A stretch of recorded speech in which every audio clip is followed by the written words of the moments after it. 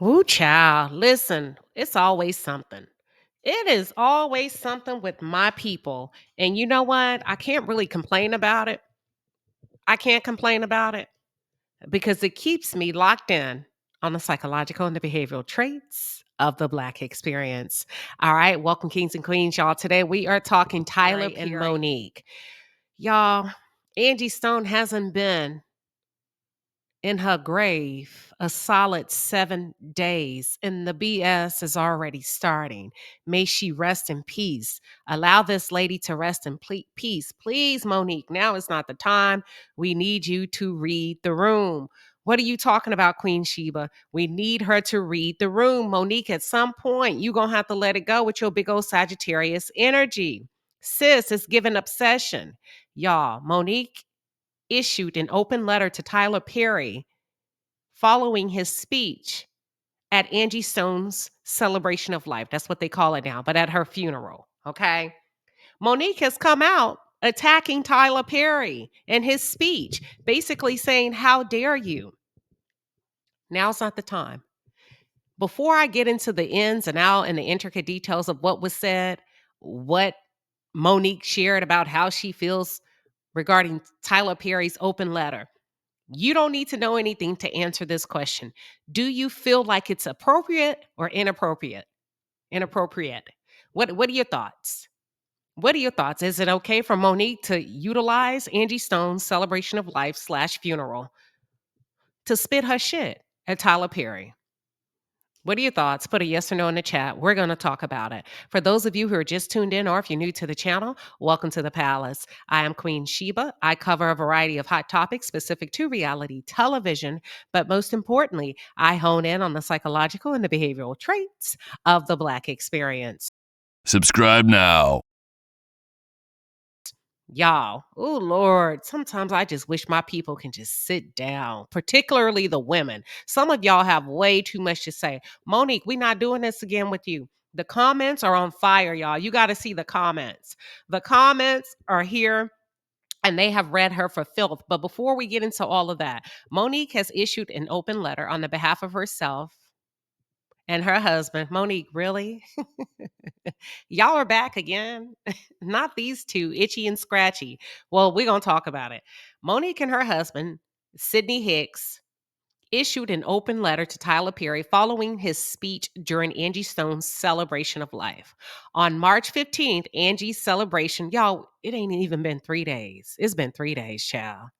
So Angie was laid to rest on March 15. Her celebration of life was held in South Carolina with many celebrities sharing their final remarks towards the artist, one of which was Tyler Perry, who addressed how Angie Stone was mishandled in the music industry. Let's pause. He spoke on it. He said something. He didn't let it linger. He didn't sweep it under the rug. He addressed it. He utilized his power, his influence, his voice to speak on the wrongs that were done to Angie in the music industry. He stated there's a difference between performing because you want to and performing because you have to. All of that money that was owed to her, where is it? Where is it? Great question, Tyler. I think this is an excellent call to action on the behalf of Tyler Perry. I can't always say I agree or disagree with Tyler Perry. That's neither here nor there in a moment as we begin to speak about, listen, Black folks always whining and crying. Do something, help. Do something, help. Reach back, help. Do something, help. He did, he spoke. He spoke. Monique couldn't wait. So she done ran her behind to her social media page to acknowledge his remarks in comparison to her own experiences with Tyler herself and how she feels she was mishandled by him. She responded stating, "You said we should be careful in how we treat children of God. As a man of faith, where is your responsibility to act with love and truth? You promised me an apology years ago, but it's yet to come." Listen, let me see if I can show y'all a little bit of receipt. Questions. The first question is, did you not just say it was wrong? Tyler. Did you not just say it was wrong, Tyler? To say she was difficult for... So this is a recap of Tyler not Tyler, I'm sorry, Monique and Sydney's one of their initial phone calls with Tyler Perry before things went south and there was just no resolution, right? Sometimes you try to get in and you try to have what is it? A sensible, a reasonable, logical conversation, but everybody's not reasonable. Okay. So Tyler Perry, I'm not saying he did or did not do any harm or injustice to Monique, but at the end of the day, they could not resolve it peacefully. They could not agree.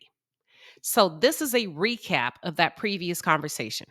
For not doing something that she was not contractually obligated to do? Did you not say that you would feel that that was wrong? Or am I missing something? I absolutely said that, yeah. So the community is involved, and they want to see how.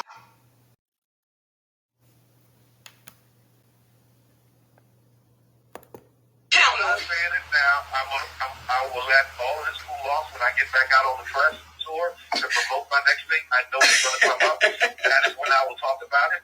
But no, it's too hot. It's too hot. Y'all heated it up. I'm saying it now. I look at these young folks who are living these lives and they think that it's supposed to be the way that it is on Instagram. So this is a tidbit of his remarks at Angie Stone's celebration of life. So let me play this for you, and then we're going to kind of get into a little bit of Monique's letter, okay?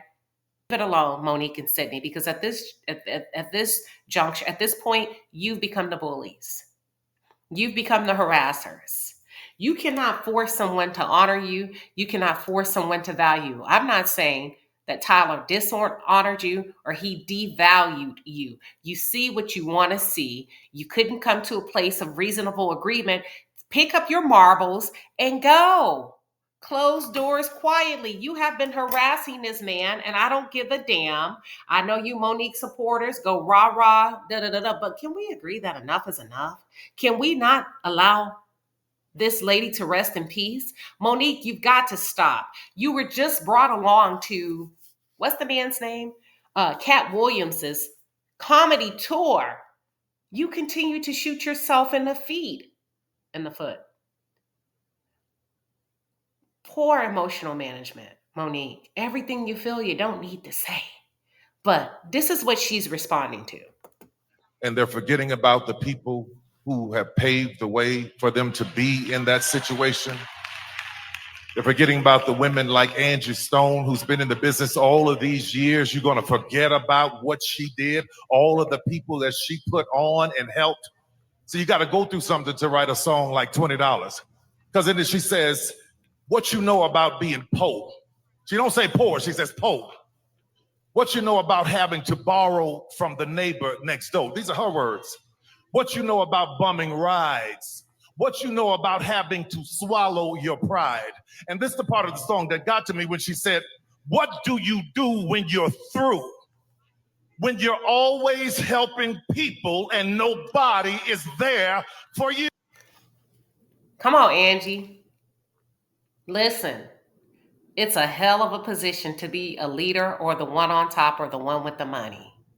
You're the first one that people want to pick off and or come after. But one thing I can assure you, those that are doing better than you will never attack you. Let's continue. Y'all got to forgive me because I'm angry at the way I look at these young folks who are living these lives and to support that argument, I'm sure Tyler is in a way better financial position than Angie Stone. And he didn't have not one dishonorable thing to say about her. I'm sure if Monique were in a better place in life and had she made better decisions in life, her perception of what happened to her would be completely different this many years later. Either she would let it go, she would consider it no big deal, or she would say, I got better things to do. I am booked and motherfucking busy. You get what I'm saying? Let's continue.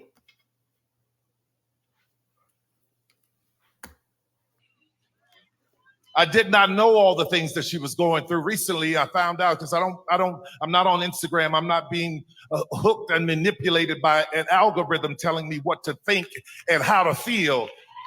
So I don't see everything. But to think that this woman was in the business for all of these years, and there's a difference between performing because you want to and performing because you have to. All of those. I agree. What are your thoughts on it for those of you that are tuning in? I agree with Tyler. He says there's a difference between performing because you want to and performing because you have to. And I think I have to agree because I think there's a sweeter sound. Oh, come on, Queen Sheba. Come on, girl. You better talk your shit. I think there's a sweeter sound, and not to say Angie can't sing or anybody else, but I think there's a sweeter sound that comes from the soul and the spirit when you're up on that stage and you're in front of that microphone and you're performing because you want to and not because you have to. All those years, all of those songs, all of that money that was owed to her, where is it? It's wrong. It is wrong. And I'm tired of seeing us struggle and go through things and work hard and not reap the benefits of what we were supposed to reap. But you got to be careful when you start mistreating people, especially children of God, because the Bible, I did not know all the things. And that's where it stops. I want to go back a few slides back, and I just want to quickly cover Monique's rant, because at this point, we're going to call it a rant. The community is involved, and they want to see. She said, "Dear Tyler Perry, I recently watched your heartfelt speech at Angie Stone's funeral where you expressed frustration over her mistreatment." Okay, you heard me say all of that, right? I think I said that earlier, but let me just run it by you again. She said, oh, no, I didn't read this. She said, I recently watched your heartfelt speech at Angie Stone's funeral where you expressed frustration over her mistreatment by the music industry. It struck me and my husband, Sydney, as poignant, but also made us reflect on some unsettling discrepancies in your actions towards me. Now, this is where some of you go wrong. This is where some of you go wrong, and you create your own craziness and you create your own mental madness, right? And you self-induce labor on yourselves, mental labor on yourselves, because the moment you watch that, Monique, and you know you don't fuck with Tyler, and as you begin to hear him speak, the moment you became triggered because of, for whatever reason, you turn it off. I've never understood people that would purposely and intentionally watch people that they hate, watch people that they resent, watch people that they despise, connect with people they don't like, they secretly don't give a whatever about. And you harbor these ill feelings until you can no longer suppress them, and then you explode.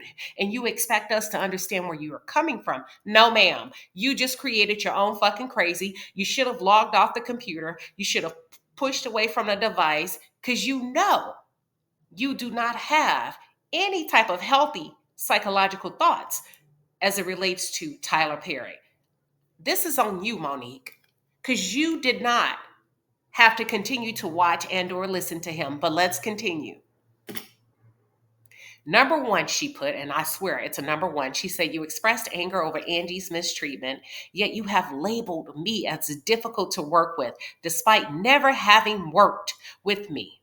How can you condemn poor treatment of others when you've imposed the same on me? We have audio of you admitting you were wrong. Okay.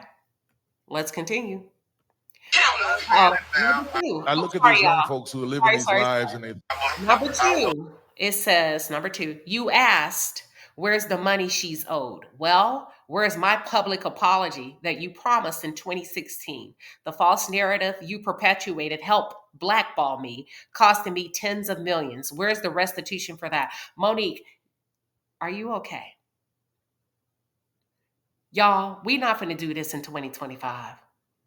I'm not doing this with Monique. Are you?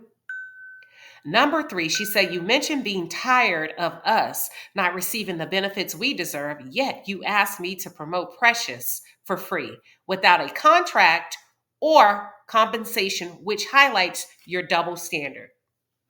Monique. Number four, she says, You said we should be careful in how we treat children of God.